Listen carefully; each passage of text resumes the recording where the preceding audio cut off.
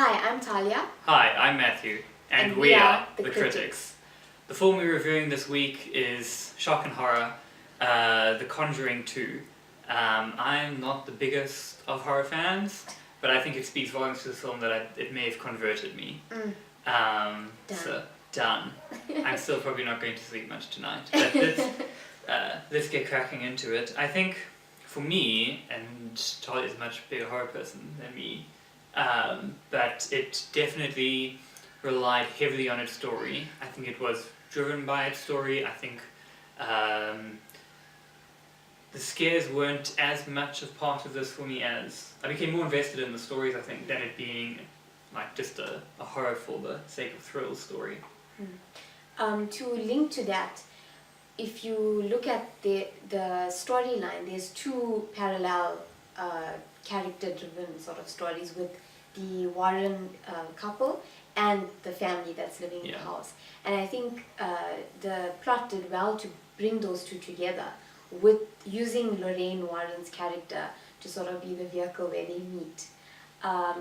The story was very well done, excellently done. And I think what gave a lot of credence to that, and your favourite word, some sincerity to that, was the fact that not only was the acting really good, and I'm always surprised by how children seem to act so much better in horror films than in anywhere else.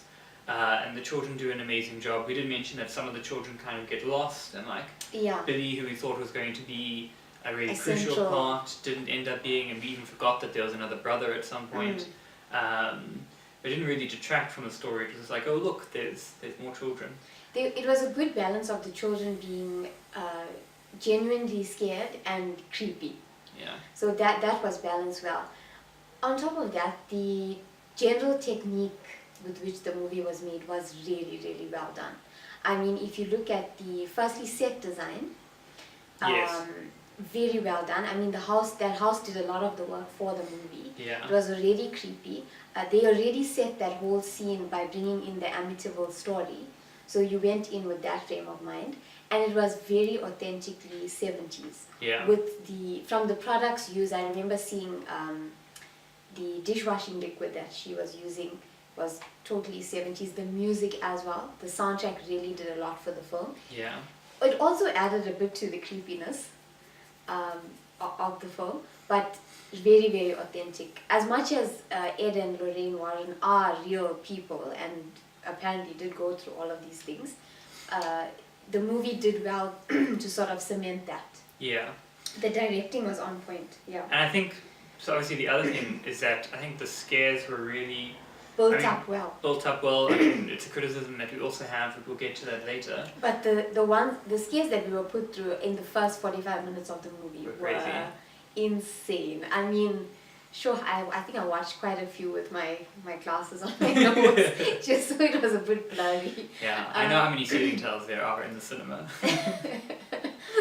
It was really, really good. I mean, that's what you go to a horror movie for that adrenaline rush, for not wanting to watch, but then, you can't help yourself. And you know it's going to happen. I mean, that scene where the child has the flashlight and the blanket over her head, and this ghost just comes right up to her. You know it's going to happen, but the way it was built, using the music, using the simple technique of moving the camera from the bed to the open door, back and forth, until you can't take it anymore. That was so well done.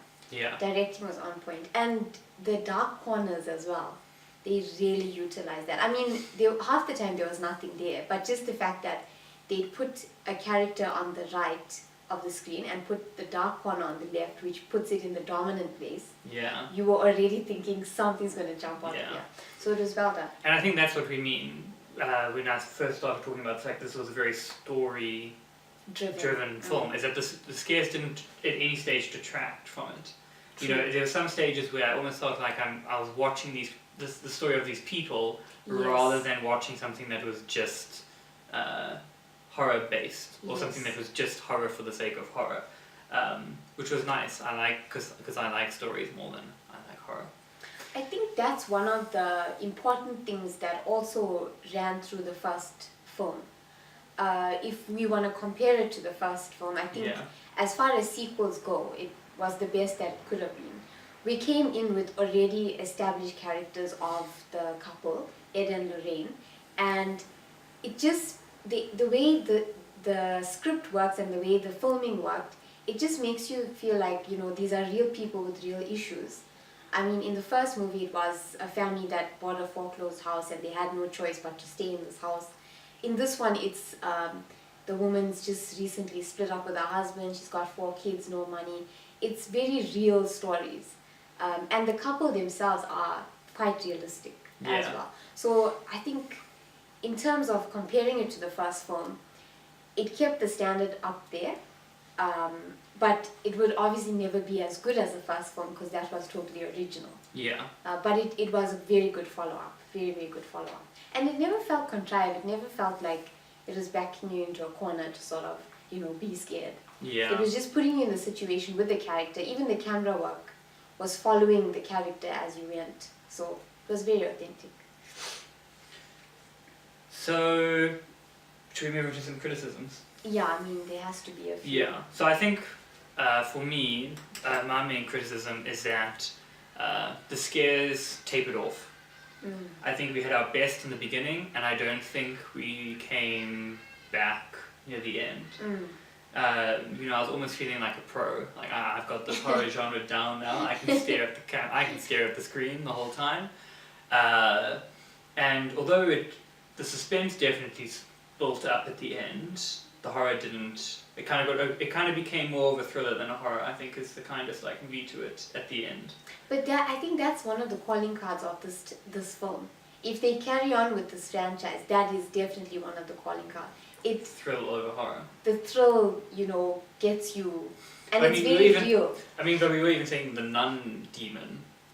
We got used to her. You got used to her. You're like, oh, there she is again. And although it was excellently done in the beginning, like pants waiting scary, at the end she was like, oh look, she's smiling again. It got a bit with all of her teeth. We got a bit comfortable with it. Yeah. And then I think the other criticism we have is that it was a bit slow. I think especially around the 3/4 mark. Yeah, you were like, okay.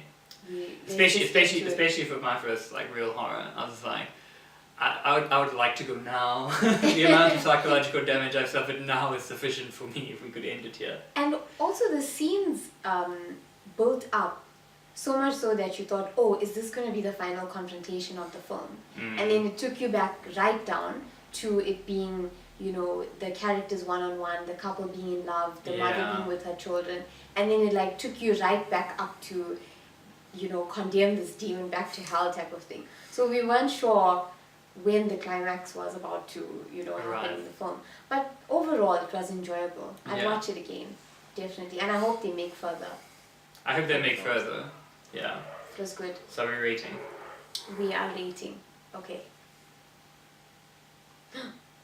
I was slow and not scary. I loved enough. It was good. Then Make another. Yeah, definitely make another. Yeah. And keep the same actors, please. Okay. Yeah, definitely. Okay, thank you for watching. If you enjoyed our video, please like and subscribe to our channel. You can check us out on Facebook, Twitter, Instagram and Tumblr to see what we're up to there. I'm Talia. I'm Matthew. And this has been the critics' review of The Conjuring 2.